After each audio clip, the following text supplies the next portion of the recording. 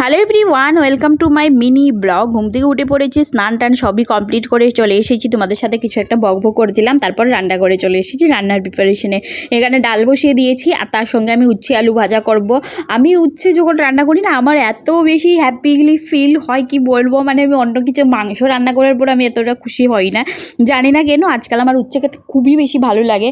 আর ছোটোবেলা মা যখন রান্না করতো কত নাচ ছিটকাতাম, ভালো লাগতো না বিয়ের আগে অবধি, এখন ভালো লাগে, ইদানিং খুবই ভালো লাগছে।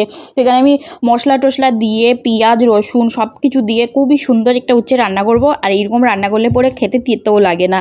আর রান্নাটা বসিয়ে রেখেছি, রান্নাটা নিজের মতো হতে থাকবে। তারপর আমি চলে এসেছি এই দিকের আরও কিছু টুকটাক কাজকর্ম আছে, সেগুলো ঝটপট করে সেরে নেব।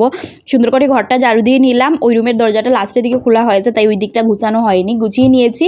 আর তারপর চলে এসেছি বারান্দাটাও সুন্দর করে মানে ঝাড়ু দিয়ে নিয়েছি। আর রাত্রিবেলা হালকা পাতলা বৃষ্টি হয়েছিল, যে কারণে দেখো অল্প জলও জমা হয়ে আছে। আর এদিকে আমার বড় স্নান করে চলে এসেছে, এসে ও সূর্যদেবকে জল দিয়ে দিল, তুলসীতে জল দিয়েছে, ধূপকাঠি জ্বালিয়ে দিয়েছে, তার সঙ্গে পুজো দেওয়াও কমপ্লিট করেছে।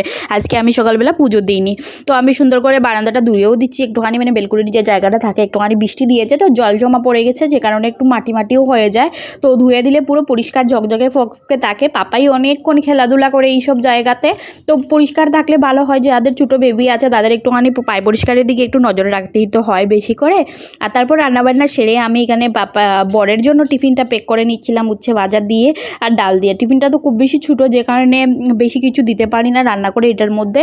তো যা রান্না করেছি মানে যতটুকু জায়গা হয় এটার মধ্যে এরকমই দিয়ে দিই। বর সকালবেলা চিড়ে দুধ আর আম মেখে খেয়েছে, আর ও খেয়ে দিয়ে ও এবার দেখো বেরিয়ে পড়ছে ডিউটিতে যাওয়ার জন্য। তো নিচে গিয়ে আগে একটি বেটা পরিষ্কার করে নিচ্ছে, তারপর যাবে। আর এখানে একটা গাই এসেছে, তো গরুটাকে মানে খাবার দাবার দিলে না খেয়ে নেয়, মানে আর রুটি উটি করে দেয়, তো